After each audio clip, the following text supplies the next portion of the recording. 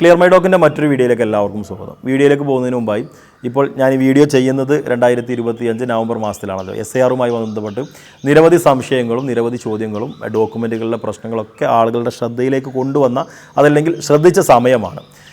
Clear my dock ഡോക്യുമെൻറ്റുമായി ബന്ധപ്പെട്ട പ്രശ്നങ്ങൾ പരിഹരിക്കുന്നതിന് വേണ്ടിയിട്ടുള്ള ഒരു എക്സ്പേർട്ട് ടീമാണ്.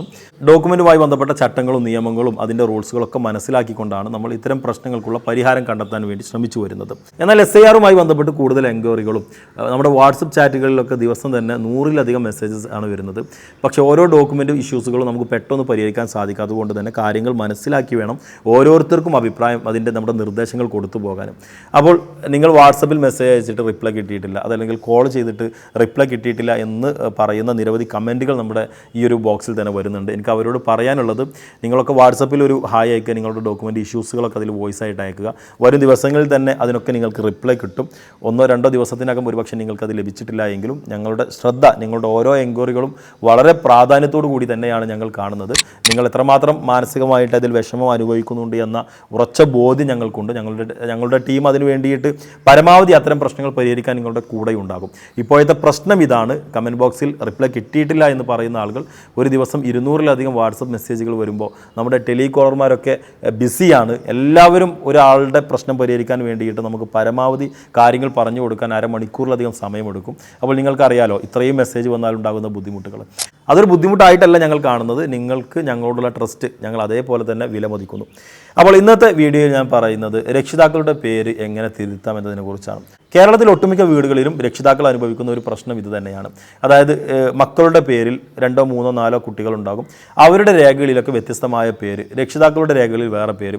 അപ്പോൾ ഇതൊക്കെ എങ്ങനെ ഒരൊറ്റ പേരിലേക്ക് മാറാം? ഇനീഷ്യൽ തെറ്റുക, അതല്ലെങ്കിൽ കുടുംബ പേര് തെറ്റിപ്പോവുക, ഇങ്ങനെ നിരവധി പ്രശ്നങ്ങളാണ് നമ്മൾ ഡോക്യുമെൻറ്റുമായി ബന്ധപ്പെട്ട് കാണാറുള്ളത്. അപ്പോൾ ഇത് ഒക്കെ ഈ വീഡിയോയിൽ പറയുക എന്ന് പറയുന്നത് പോസിബിൾ അല്ല, അതിൻ്റെതായ ബുദ്ധിമുട്ടുണ്ട്. ജനറൽ ആയിട്ടുള്ള കുറച്ച് കാര്യങ്ങൾ മാത്രമാണ് ഈ വീഡിയോയിൽ പറയുന്നത്. ബാക്കി ഓരോരുത്തരുടെയും ഡോക്യുമെൻറ്റുകൾ പരിശോധിക്കുന്ന സമയത്താണ് എങ്ങനെയാണ് ഇത് കറക്റ്റ് ചെയ്ത് പോവേണ്ടത് എന്നത് നമുക്ക് നിർദ്ദേശിക്കാൻ പറ്റുകയുള്ളൂ. അപ്പോൾ ഇന്ന് കുറച്ച് കാര്യങ്ങൾ അങ്ങനെ പറയാം.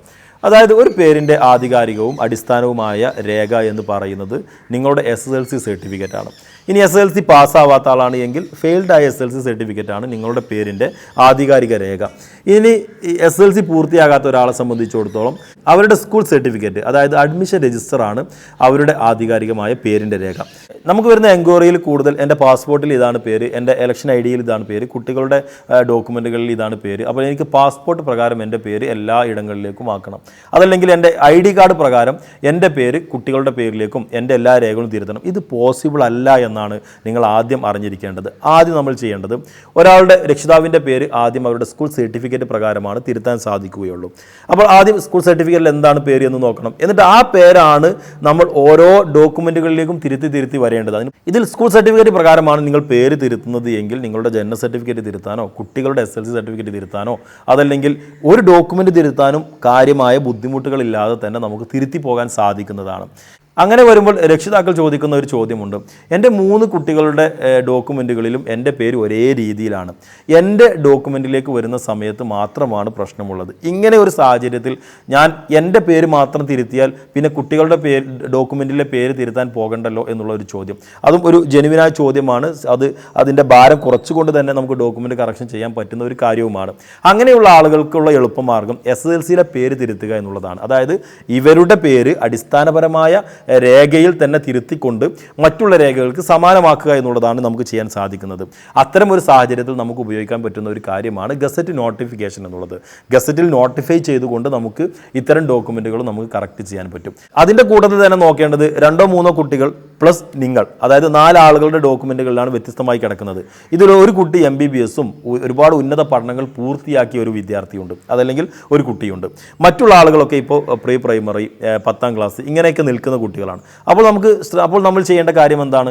ഈ മുതിർന്ന കുട്ടിയുണ്ടല്ലോ, അതായത് പഠനം ഒരുപാട് മുന്നോട്ട് പോയ കുട്ടി, അപ്പോൾ അവരുടെ ഡോക്യുമെൻറ്റുകളിലൊക്കെ ഈ പേരുകൾ ഇങ്ങനെ എത്തിയിട്ടുണ്ടാകും.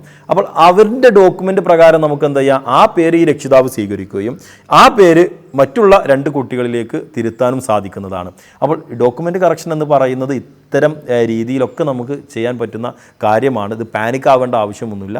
ഇനി ഇതുമായി ബന്ധപ്പെട്ട് വരുന്ന മറ്റൊരു എൻക്വയറിയാണ്, എൻ്റെ രക്ഷിതാവിൻ്റെ പേര് ഇനീഷ്യൽ EK എന്നാണ്, പിന്നീട് അത് എന്നെ സ്കൂൾ ചേർത്തിയ സമയത്ത് അത് EA എന്നായിട്ടുണ്ട്. അപ്പോൾ EK എന്നുള്ള ഒരു ഇനീഷ്യൽ എനിക്ക് തിരിച്ച് കിട്ടാൻ എങ്ങനെ സാധിക്കുമെന്നുള്ളതാണ് എനിക്കിത് പറയാനുള്ളത്. ഇനീഷ്യലൊക്കെ തെറ്റിയിട്ടുണ്ട് എങ്കിൽ അതൊക്കെ വേഗത്തിൽ തിരുത്തുന്നതാണ് നല്ലത്. കാരണം കുട്ടികൾ പിന്നീട് അവരുടെ പരമ്പര തുടർന്നു പോകുമ്പോൾ സ്വാഭാവികമായിട്ടും അത് ആ ഒരു ഒറിജിനൽ കുടുംബത്തിൻ്റെ പേര് നഷ്ടപ്പെട്ടു പോകുന്ന സാഹചര്യം ഉണ്ടാകും.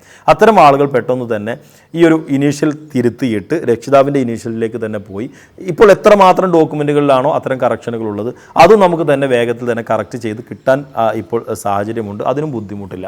അപ്പോൾ ഇത്തരത്തിലൊക്കെയാണ് ഡോക്യുമെൻ്റ് കറക്ഷൻ രക്ഷിതാക്കളുടെ പേര് തിരുത്തി പോകേണ്ടത്. അപ്പോൾ ഇന്നത്തെ വീഡിയോ ഇവിടെ അവസാനിപ്പിക്കുകയാണ്.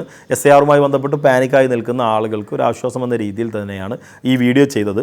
അപ്പോൾ നിങ്ങളുടെ സംശയങ്ങളും നിങ്ങളുടെ ഡോക്യുമെൻറ്റുകളിൽ നിങ്ങൾക്ക് പരിഹരിക്കാൻ സാധിക്കാത്ത പ്രശ്നങ്ങളൊക്കെ ഉണ്ടെങ്കിൽ തീർച്ചയായിട്ടും ഞങ്ങളുടെ എക്സ്പെർട്ട് ടീമുമായി ബന്ധപ്പെട്ട് നിങ്ങൾക്ക് അതിന് ഉത്തരം കണ്ടെത്താൻ സാധിക്കുന്നതാണ്. കമൻറ്റ് ബോക്സിലും ചോദ്യമായി ചോദിക്കാം.